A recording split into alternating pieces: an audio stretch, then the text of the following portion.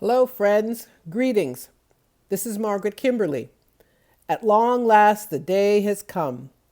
After 12 days of official mourning and endless hours of airtime and millions of printed words, the late Queen of the United Kingdom of Great Britain and Northern Ireland, Elizabeth II, will be laid to rest today, September 19, 2022. I thought that having blue and yellow Ukrainian flags stuffed down our throats would be the worst propaganda effort we would have to endure this year, but I was wrong. In my latest Black Agenda Report column entitled Decolonizing the Mind, I ended with these words, quote, "So beware when a narrative is spun 24 hours per day, 7 days per week. In all likelihood, it is one that must be opposed, and in the best decolonized fashion possible," unquote. The word decolonize has become popular in recent years, trendy in fact, and that's a problem, because it means that it isn't being taken seriously enough and will be misused by bad actors or even by those who mean well. It isn't very useful to say I'm in New York City on unceded Lenape land if I still think the royal family are special and important, or if I know nothing about what the British Empire did around the world. Here's a little factoid for you to learn. It's funny because it came from a British Treasury tweet posted on February 9th, 2018. It was soon removed, but fortunately not before quick thinkers took screenshots. This is what it said. Quote, "Here's today's surprising Friday fact. Millions of you helped end the slave trade through your taxes. In 1833, Britain used 20 million pounds, 40% of its national budget, to buy freedom for all slaves in the empire. The amount of money borrowed for the Slavery Abolition Act was so large that it wasn't paid off until 2015. Which means that living British citizens helped pay to end the slave trade," unquote.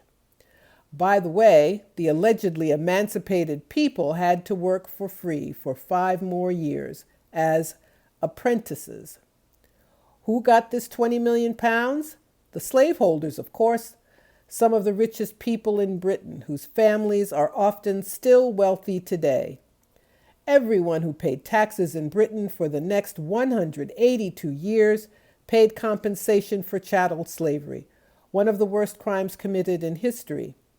Once you have information like this, once you know that the dazzling diamond atop the crown that sat on Elizabeth's coffin is the Koh-i-Noor diamond stolen from India that is now worth some $400 million, you can't look at history you were taught in the same way. That's why they didn't teach you. If you had this information, you would question a lot more. You would question monarchy and the fact that the royals are fabulously wealthy.